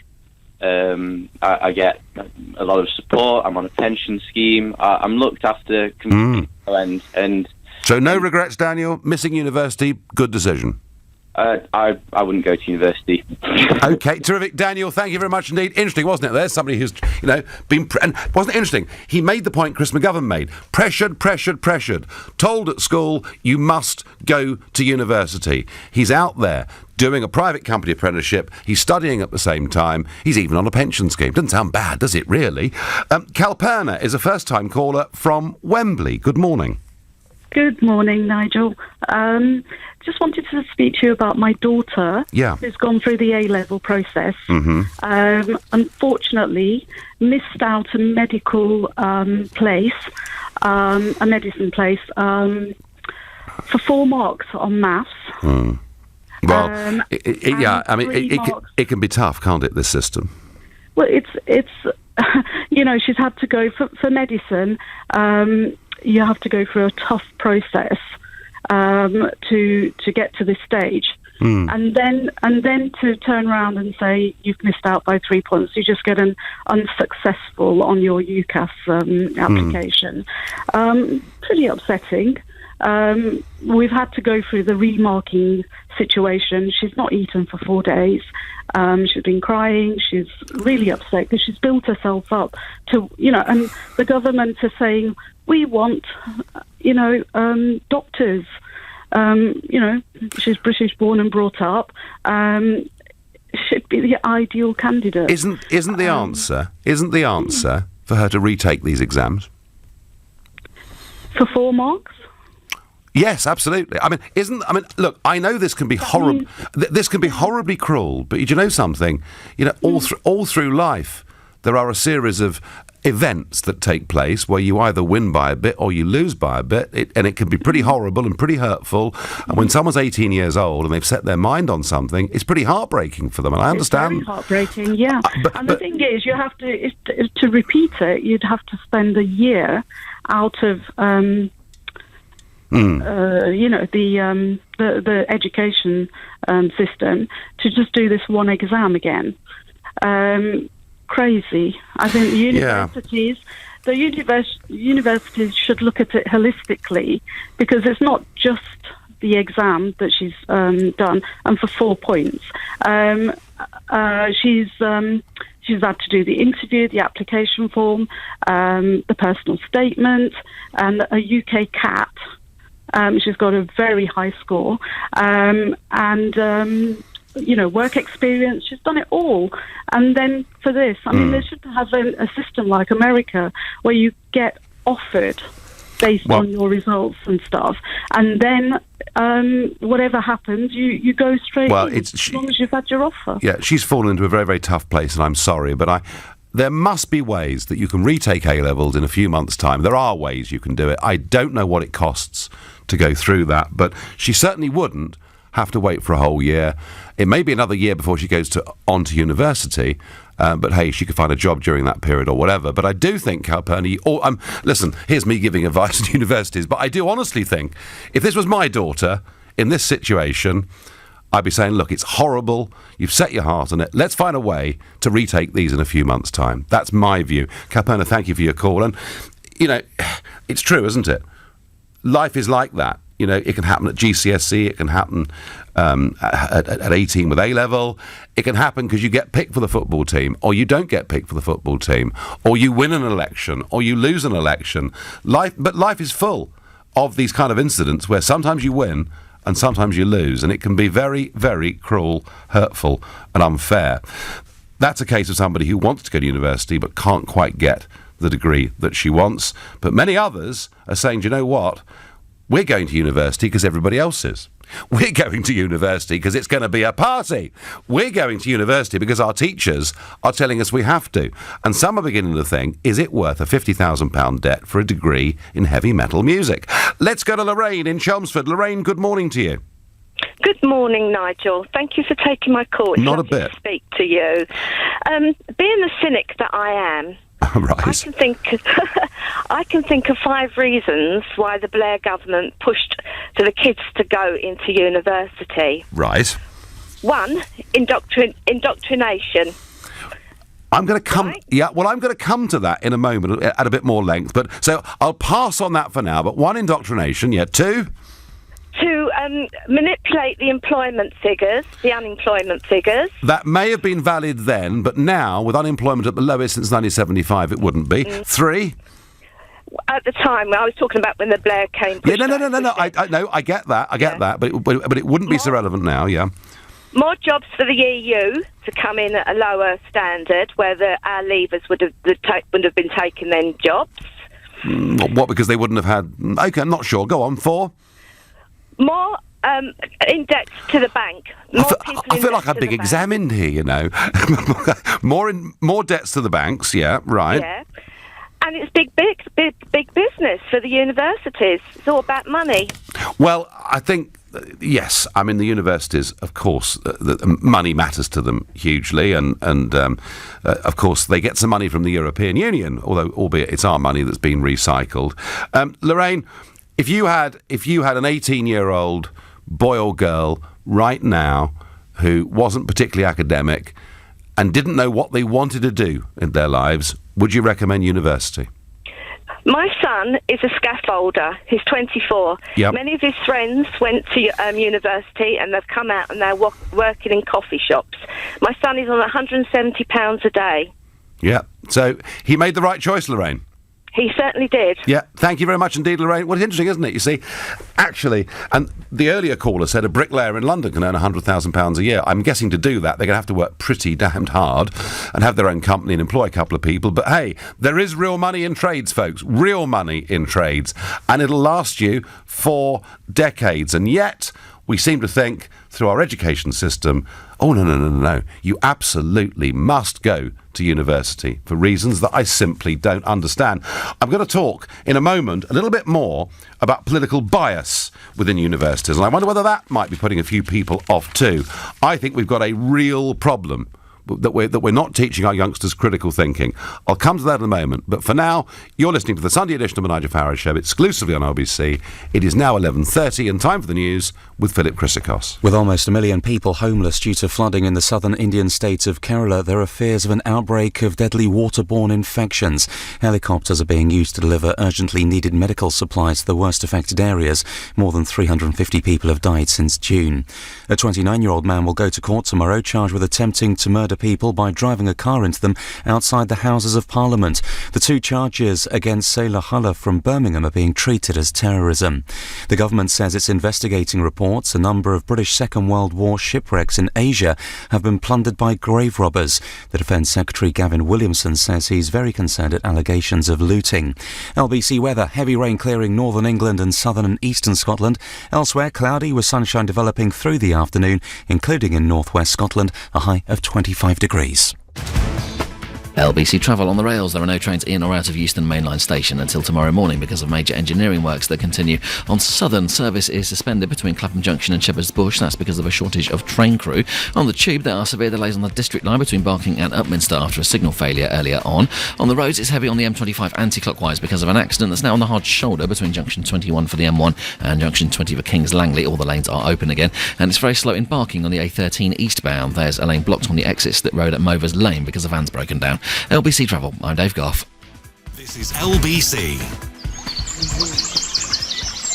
Get your Ford ready for summer with an air conditioning refresh, 30-point check and fluid level top-up, all for just $29.99. That's the recommended retail price at participating dealers. Book now at Ford.co.uk. Terms, conditions and exclusions apply. See ford.co.uk/motorcraft for more information. Looking for your perfect kitchen? Visit roomsense.co.uk. Quality at a price you can afford.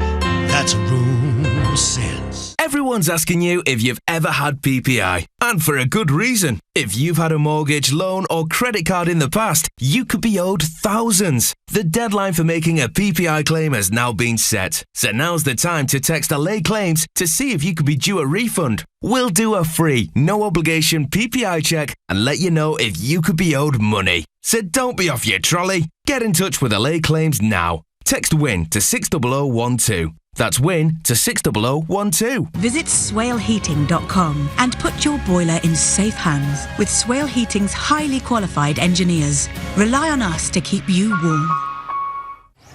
Oh, it's great to see everyone, isn't it? Yeah, you can't beat a good picnic. Your local Co-op's latest summer deal is 3 for 2 on selected picnic food, including Scotch eggs, mixed olives and feta, coleslaw and many more. When I said we'd all go out to eat, I meant it. Varieties are stocked, cheapest item free. Your future is here. The Global Academy, a forward-thinking state school for 14 to 19-year-olds interested in a media career. Visit globalacademy.com to find out more. We are here every day and every night of every year. From newborn to old age. We never panic. We take a pulse, agree a plan, make a cuppa. We're doing our rounds, making our visit. We are Michelle, Adam, Alfie, Frankie, Yvonne. And at 3:49 this morning, we were Maisie too. We are the NHS and we are recruiting now. Search nursing careers. So much confusion, especially when it comes to comparing car insurance. Especially who to listen to, what to believe. So where should we look? Is it a deal? Is it real? Of course, there's a simpler way. One website that can make it crystal clear. Someone to calmly, simply show you the way when it comes to car insurance. Don't be confused. BeConfused.com. Get ready for summer with a Ford Summer Check for just $29.99. That's the recommended retail price at participating dealers. Book at ford.co.uk. Leading Britain's conversation. LBC, The Nigel Farage Show. Before I get back to universities, a report from a team at Edinburgh University, and they've written something called the Journal of Cleaner Production, and they are suggesting that some farmers are throwing away, dumping up to a third of the food produce that they have to sell. And the reason is very, very clear. It is because of EU regulations that emphasise the cosmetic appearance of fruit and vegetables as opposed to their nutritional quality. This applies across 12 different types of fruit and vegetables. Now, you've heard all the stuff about bendy bananas, you've heard all the stuff because we don't grow them here, but the Curvature of Cucumbers Directive, I used to carry a copy of it round with me, and you can't sell apples that have got certain marks on them or a certain sizes. So we're dumping, some of these farmers are dumping a third of their fruit and veg production. That strikes me as being absolute, complete and utter madness. I'm going to suggest to the pro-Remainers, maybe a benefit of leaving is there'll be more fruit and vegetables to buy, it'll be cheaper, it just won't be quite as pretty. Now, on to the universities. Well, we've talked a little bit about debt, we've talked a little bit this morning about degrees in heavy metal music. What about this for political bias? And this really, really worries me. And again, I mentioned Toby Young earlier, founder of a free school and you know, quite a well-known educationalist. And he writes this morning, that a survey done in 2015, which appeared in the Times Higher Education Supplement, found that 46% of university employees intended to vote Labour. 22% intended to vote Green, and that only 11% were Conservatives. And guess how many were UKIP? 0.4%.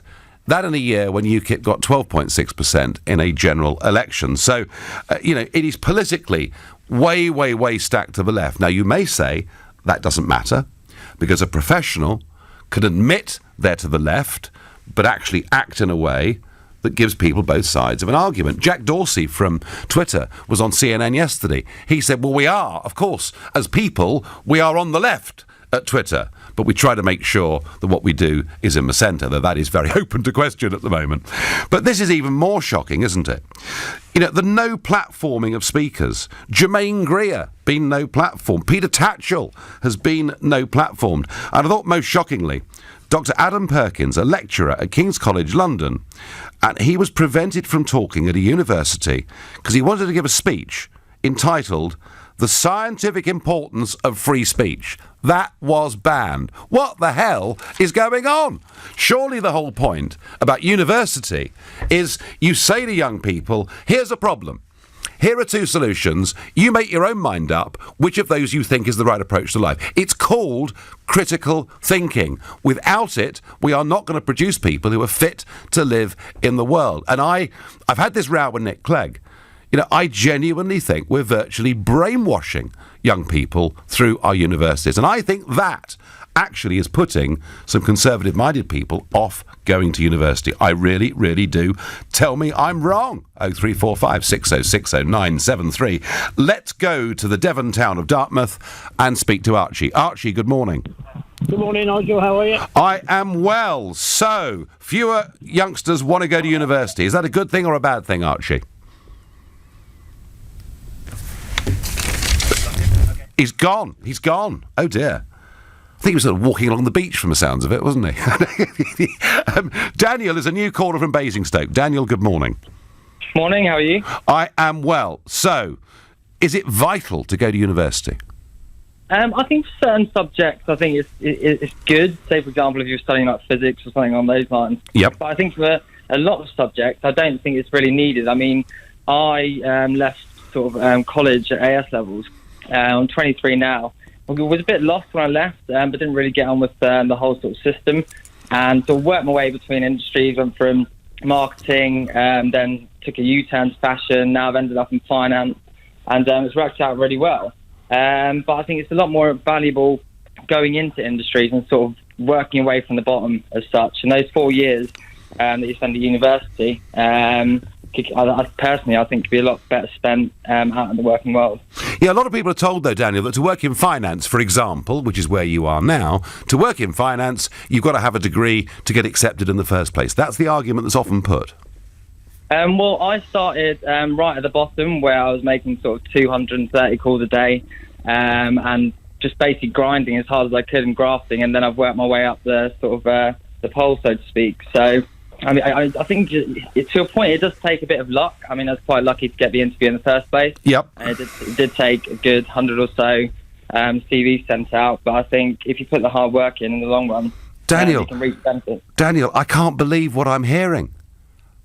You're a 23-year-old who believes in graft and hard work. I know, it's strange, though. Really, really odd. I thought the world owed you a living. I thought it would just all come to you without doing anything. Well, the ironic thing is, actually, I mean, just one more point, if I might. Yeah, do, please. I'm enjoying this. I'm actually, I've got one of my friends on at my job who studied economics, and he was struggling to get a job after he finished university. And we got him into my job, and then I got headhunted for a new finance job and got him into that one as well. So it just shows, I mean, he was really, really struggling, and it's almost, in some cases, about who you know. Do you know what, Daniel? You make your own luck. And networking and being out there and meeting people and remembering people's names and turning up on time for meetings and being turned out looking respectable. And, you know, everyone thinks I sort of come from Victorian England when I suggest these things. But I tell you what, it makes a heck of a difference. I didn't go to university. I chose not to. I chose to go straight into the commodities business when I was 18, and I've never doubted for a moment that for me and my personality it was dead the right thing to do. Daniel, great call. Keep grafting, keep working. That was great. That was encouraging. Francis says on Facebook, I got into nursing without a degree in the early 1980s, and I am the best that there is. Francis, that's extraordinary. The Muhammad Ali of nursing there on Facebook. Hazel says, bring back technical colleges and apprenticeships. They would be far better than a university degree. For some people, yeah. By the way, folks, I am not saying people should not go to university. Please do not take that. There are many, many people for whom it is absolutely the right thing for them to do. However, I think there's probably half the number who are doing it because everybody else is doing it, and their peers are doing it, and it looks like fun, and they're not, I don't think, really advancing themselves. I get on SMS the idea that 18-year-olds should borrow £40,000 to obtain a degree that may prove worthless appalls me. Universities have become, first and foremost, revenue raisers supporting wholly unnecessary jobs. Bad economics, period, says Mark in Scarborough, who's clearly been taking English lessons from Donald J. Trump, the kind of thing that he would say. OK, I met a chap that was annoyed he couldn't get a job in engineering management, even though he had a degree in medieval poetry. Universities are a waste of space, says Steve. Well, the old argument was, of course, that if you had a degree in classics, even though that may not be directly applied to the job that you went for, but your mind was disciplined and your mind had been trained. And I suspect if you're getting, a first in something like classics, your mind probably actually is very adaptable. But for many people, doing degrees that are not as high up the academic spectrum as that, I don't think they're really helping themselves. My nephew's 24. He works in the London area as a bricklayer. Working for a contractor, he earns up to £2,000 per week. Well, there's a bit of evidence backing up what we heard earlier. But that would, of course, would include getting up early in the morning and working hard. It does seem, and I've employed a lot of graduates and non-graduates over the course of the last 25 years, and I have to say, had some graduates who thought that actually, being in at 7:30 in the morning and getting the coffee for the boss was not what you're supposed to do in life. Well, I was brought up differently. Let's go back to Dartmouth and see if Archie is able to speak to us. Yeah. Archie, hi. I haven't listened to you, Nigel, and I've got to say I agree with everything you said. I came from a family of 5, yep, and the 3 of us lads were written off as duffers. Basically, I had some learning difficulties with dyslexia, which wasn't sort of recognised in the 60s and 70s. Yes. So I was written off anyway, but my sister was a genius. And she went on to university, and she was a genius. And she was one of the few girls in the whole area, like a 5-mile radius that I knew that went to university. Uh-huh. And she had the brains to do this, and she went on and became a dyslexia specialist and a speech therapist. So wow. It was a really worthwhile thing. So she was right for university, and it was the right choice for her. Absolutely. However, the 3 lads, the 3 of us, are all self-employed businessmen. Mm-hmm. We all monetarily have earned as much as she has. And yet we were all written off because, like you said, we were grafters. We had a focus, we had a vision, and we moved on it. I mean, I've privately educated both of my daughters because of the experience I had in the education system in the 60s and 70s.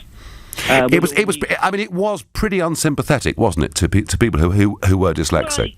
Well, and not only that, you had all these hippie-type teachers. You had the old school guys who had the old, the brill-creamed hair and the leather patches who really made sure you learnt a lesson and had discipline. And then you had these, I want to be your buddy, flower power type guys. I know, Archie, I was at school in the 70s. I recognise both those types of school teachers very, very clearly indeed. Archie, do you think there's too much pressure on youngsters to go and get a degree that may not help them? Well, I've got 2 daughters. My one daughter's just going off to a university now. She wants to become a surgeon. Yep. Which is great. Absolutely. My daughter is a little bit more like me, not so much of an academic. She's been to a local agricultural college. She's got the sort of wherewithal to be able to speak to people. So sales is the sort of direction she's going off in, which I think is excelling. It's horses for courses, Nigel. Like it is. Say. No, absolutely. Archie, I thank you. There's a little bit of breeze on that mobile phone. Archie, who's done well monetarily, possibly calling from a yacht there in Dartmouth. I don't know. Good morning, Nigel. Here we are. This is one. Scrap all colleges and universities. All kids from 16 should do national service with the armed forces for 5 years. Comes from John, a truck driver in Kent. John, even if you were right, it ain't going to happen. You're listening to the Sunday edition of the Nigel Farage Show, exclusively on LBC, and it's now 11:46. Coming up at 12 on LBC, Majid Noirs. Police are relying on an increasing number of civilians to investigate major crimes, including homicides and rape. Public safety could be at risk. Is this policing on the cheap? Majid Noirs on LBC.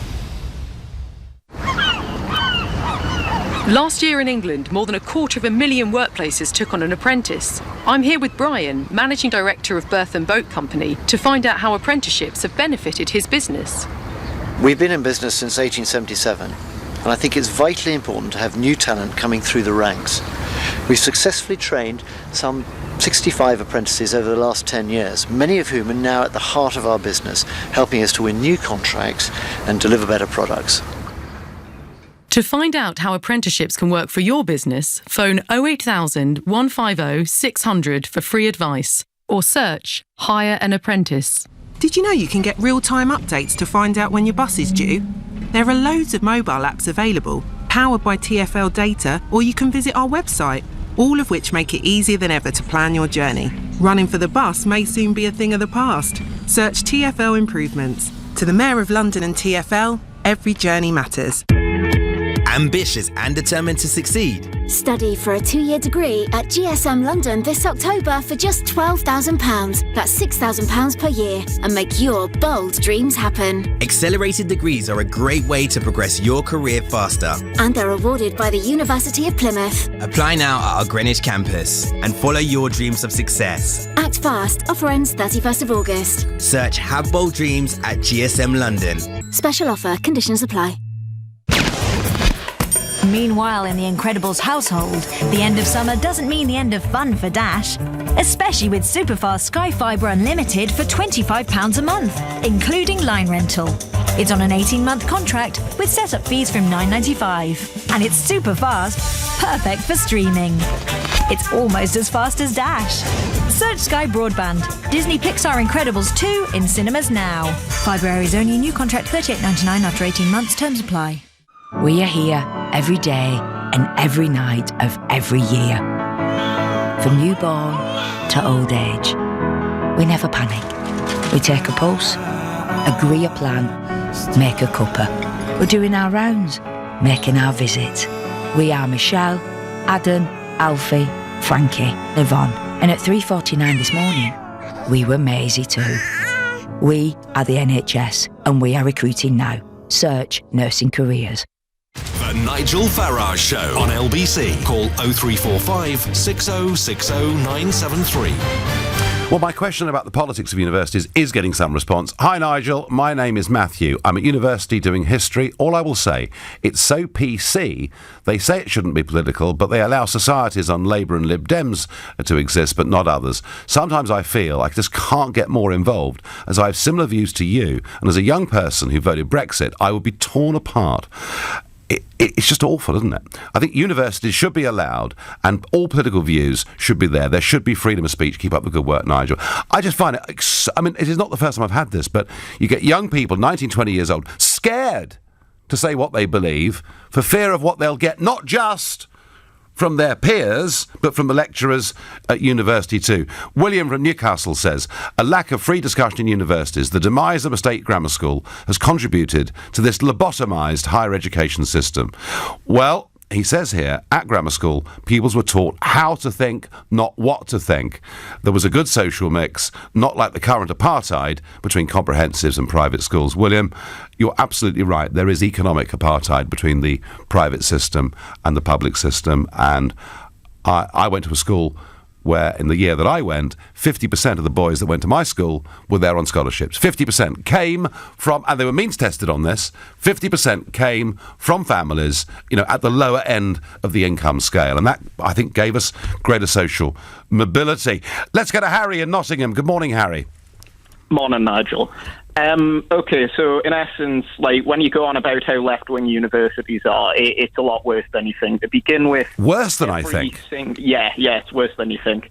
I mean, I'm calling anonymously for a reason. Okay. And literally every single one of my lecturers, the first thing they said was, I'm a feminist, which is just... Oh, right. I don't see why we need to know that, frankly.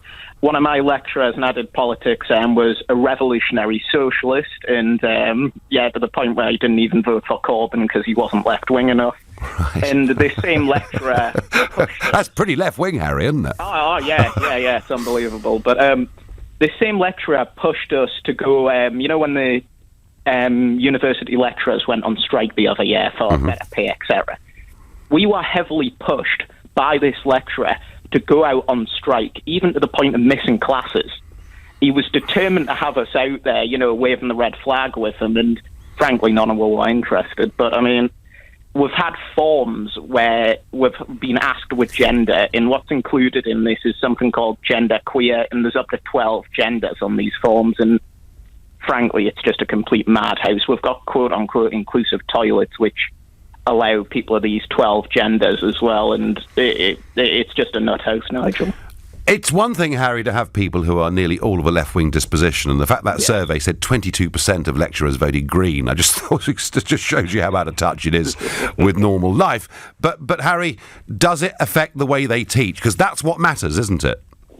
Well, I'd say yes, it does, because, again, there's no real inclusion of right-wing opinions, but interestingly enough, it tends to be corporate neoliberal right-wing opinions that are presented to you as opposed to nationalism or, something that is supposed to actually caring about your own nation. The nation state's completely derided in these lectures. It's all open borders. You think. Yeah. Do you know, there's a very funny piece, Harry, by Jeremy Clarkson in today's Sunday Times. Read it. And he says that he was at a dinner party and some young people were there at the dinner party. And one of the adults said, well, I really do think we've got to get a grip on our borders. We've got to have proper immigration controls in this country. And one of the youngsters started sobbing. Because they actually believe that if you believe in border controls, you're some sort of neo-Nazi, because that's what they've been taught to think. Well, that could be best presented. But interestingly enough, the students themselves, although you always get these lefty virtue signalers, they're not as far gone as you think. I've had conversations behind closed doors, of course, with numerous people where they totally agree with us. They totally getting out of the EU. Yeah. Terrified sick. Screw it. Harry, we're losing you. It's a shame. It's a great call. Yeah, and sort of Harry has to. It's rather like being a Roman Catholic, isn't it? In Protestant Britain in the sort of 18th century, you have to meet in private because you've got these opinions. Nigel, I'm Sarah, a mature student who has a BA in philosophy and social psychology. I'm now completing my MSc. I asked my tutor why all the research papers I was required to read were so left-wing. It made for an interesting debate. She said right-wing is done through think tanks and is not recognised as academic. Well, I don't know. It's very, very, as she puts at the end of her note here, it's a very one-sided form of education. We need to be teaching critical thinking. We need to be teaching people how to think, not what to think. That's what I think, and that's certainly my view. I think we're brainwashing people. Neil is on from Manchester. Neil, good morning. Good morning. Welcome. So, have I got this right about the lecturers all being way out on the left, or am I exaggerating? Is this some sort of myth? Well, I'm a university lecturer, and I can say that certain lecturers have certain views, but the environment I work in, I think everyone is open to debate, and I have certain opinions, and my colleagues have certain other opinions. So. Doesn't it depend a bit, Neil? What subject you're teaching? If you're teaching math, if you're doing mathematics, for example, it's much more difficult, is it not, for your politics to come through in mathematics than it would be in history? I teach accounting and finance, and I would agree within the more scientific disciplines. I think people are more open to. Debate and rational exchanges of ideas, because those fields rest on those that very activity. So I can certainly say that maybe I am fortunate that I work in a business faculty. But do you see, Neil? Do you see the problem that we're debating this morning? Firstly, that to go to university and get a huge amount of debt may not help you in the workplace, and secondly, that there is just too much bias. Well, I think they're separate issues. Okay. So one is an economic one. If you, what I would say as an educator, I would say to young people, if you're going to go to university, because of the way, and I teach fintech, the way technology is shaping all fields, whether it's medicine, law, banking. Technology is disrupting all of them. So what I would say, if you choose to go to university, And so say you're interested in law or medicine, I would say that's great, study that, but make sure you become an expert in whatever revolutionary technologies there are, and then you'll have huge opportunities. Yeah. Yep. So for some people it's right, but Neil, would you agree we may be sending too many youngsters to university? Oh, I prefer not to comment on that. I don't know. The honest opinion is it's not. I haven't studied that. I don't know the facts, so I will refrain. No, that's fair enough. That's fair enough. No, Neil, I thank you. Time for one last caller quickly. Catherine from Great Yarmouth, good morning. Good morning, Nigel. Hi. So, university, do fewer people now need to go? Because that seems to be they're now voting with their feet. Well, it's also what they're doing, and this is all about money. Mm-hmm. I mean, this is the problem. Medicine, you had that previous caller. Yeah. The universities lose. It costs them $30,000 a year to put a medical student on. It costs them $2,000 or $3,000 a year to put a surfing studies or a media studies person through a course. On one, they are losing $21,000 a year when they get the $9,000 tuition fee. On the other, they're making $5,000 or $6,000. You were talking about the. Are you saying, Catherine? Are you saying that our 18-year-olds are being encouraged and driven towards some subjects to make universities more profitable? Well, that's why you can't get into medicine. We turn away 1,000 students, including the girl who was turned away for 4 marks, who got 3 grade A's. Give you some numbers. Holland, the Netherlands, has 2.6% foreign doctors. Mm-hmm. We have 28% foreign doctors. Wow. And we turn away those 1,000 a year. We have these universities, that 93% of them, the staff voted Remain. They almost all vote Labour, similar numbers for Labour. And yet you have the head of Bath Spa University got paid in 2017 a cumulative salary and benefits of £800,000. And is there any? You've Catherine. I'm running out of time. Your driven by money point is fascinating, and your comparison of foreign doctors in the Netherlands and here, and we're turning 1,000 away every year is amazing. Is there any hope of reform? Yes or no? Yes. Get out of the EU first. Get an actual Conservative government that actually is conservative. And well, I tell you what, I think university reform may well come before we get a Conservative government that sounds conservative. Catherine, I thank all of you this morning. I'll be back tomorrow night at 7 o'clock. At 3 this afternoon, it's Andrew Castle. Up next, it's Majid Nawaz. Thank you, Nigel. Coming up, Ireland is shrugging her shoulders at Pope Francis' pending visit. After 2 referendums on gay marriage and abortion, the country has categorically rejected the church doctrine.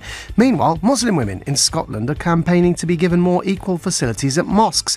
Should religion adapt to keep up or stand its ground? Before that, the government is considering launching a care ISA to solve the social care crisis.